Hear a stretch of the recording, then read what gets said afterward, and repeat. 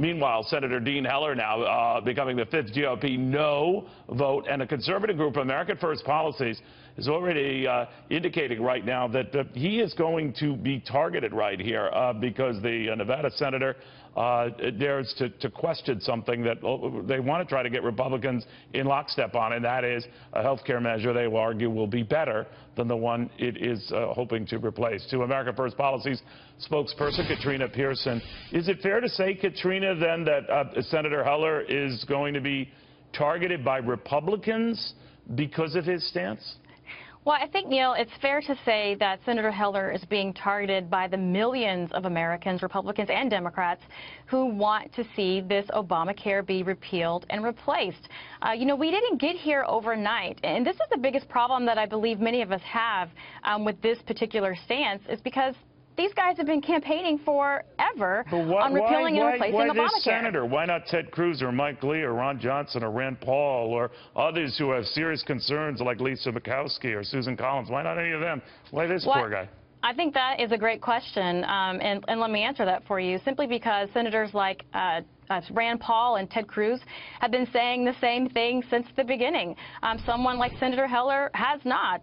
In fact, if you go back to even his campaign website and his Senate website, he's been saying we have to get rid of Obamacare, and now he's saying we don't. Senator Paul and Senator Cruz are saying we have to get rid of Obamacare, and this is how we need to go forward. But he's saying these measures aren't much different, and that it's sort of Obamacare light, which is what Rand Paul is saying. We can get caught in the weeds here, and I fully recognize that, Katrina. But I just feel, and I wonder, if in rallying around an alternative measure, you've gone from one big old government omnibus program to a slightly less big government omnibus program, and this guy is the guy who's got to suffer, face a primary challenge, because he's deemed more vulnerable than any of those others I mentioned. Well, let me just say that none of those senators are off limits. This is just someone who gave a press conference in his position of no, whereas somebody like Senator Cruz says, I want to get there, let's talk about how to do that. That's two very different positions on this bill. But moving forward... But you're okay with him being primary challenge here, because the end result could be that you lose a Senate seat that I'm sure the president wants to keep in the Republican fold, right? Well, of course the president wants to keep that in the Republican fold, but at the same time, if you're going to govern as a Democrat, what's the difference?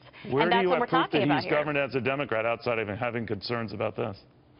Well, this is what we're talking about. This is the one thing that particularly Republican primary voters care most about. So if Senator Heller receives a primary challenge, that's not our problem. Wait a minute, Katrina. He's looking at something that isn't markedly different than the one it replaces. He's just saying, I think we can do better, right? Oh, and we probably can do better, but here's the thing. But you're already threatening the guy. You're already threatening the guy. If you go ahead with this, we're gonna primary your ass. Obamacare is gone one way or the other. Republicans did not have a plan to put up at the very beginning. There is a plan now. This is a vote to move the process forward. This is not the actual plan that's going to be in place. They're making revisions as we speak. Well, now's the time to make the revisions, right? Now's the time to fix it. You're now threatening this guy. But you do that in conference, too. You can do that in conference as well. This is a process decision at this point, and we need to get this process moving forward so that we can get to a final bill. All right, but how can you do that under the threat of we're going to primary you if you don't go along with what we say? That sounds like a bad Tony Soprano episode. Well, actually, it's just an accountability issue. Well, then you ought to have accountability for all these others, and you don't. Oh, and we do, and we absolutely will. No, you have accountability for him because he's the most vulnerable. That's not fair. That's not right, and you know it.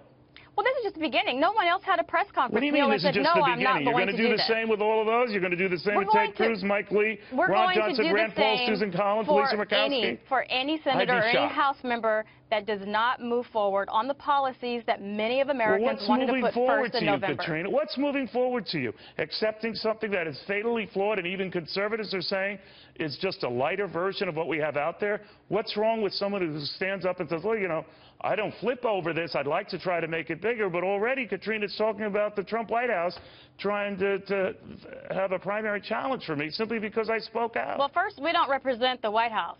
And somebody like Senator Cruz and Rand Paul have said, yes, I want to get something better. This is a little bit different. He has said he'd like to see something better. What's his version of better versus his? He said he's not on board. Period. That's the difference. No, that's not what he said. He has also talked about he is open to something that could be more cost-effective and fair when it comes to Medicaid treatment, a very big issue in his state. You have to be cognizant of what he's dealing with in his own state. It's a very big issue in all of the states, which is exactly well, I don't why know. It seems like you're picking and choosing who you want to screw here, and it looks like this guy is fair game. Well, any person that is not supporting putting America first in their policies, and this is something like Obamacare, something that has hurt all Americans, not just in the States, but all of them. He's saying that what you come up with is something like Obamacare, and he doesn't want a part of it. He wants to make it better. Now, look, I'm not hardly an apologist for the guy. I'm just saying, I mean, what he's trying to do is something that these other guys are trying to do, but for some reason he becomes the target and these other guys not. Well, again, this is just the beginning, and we have to move this process forward. What do you mean it's just the beginning? What does that mean? Because we have to move this bill forward if we're going to get to a bill. We have to get to the conference. This would be a vote to move this process forward, and that's to all the conservatives, anyone that is still on the fence on this bill. Yes, we can make amendments. Yes, we can move forward. But we have to get this vote through so that we can go to conference, Neil.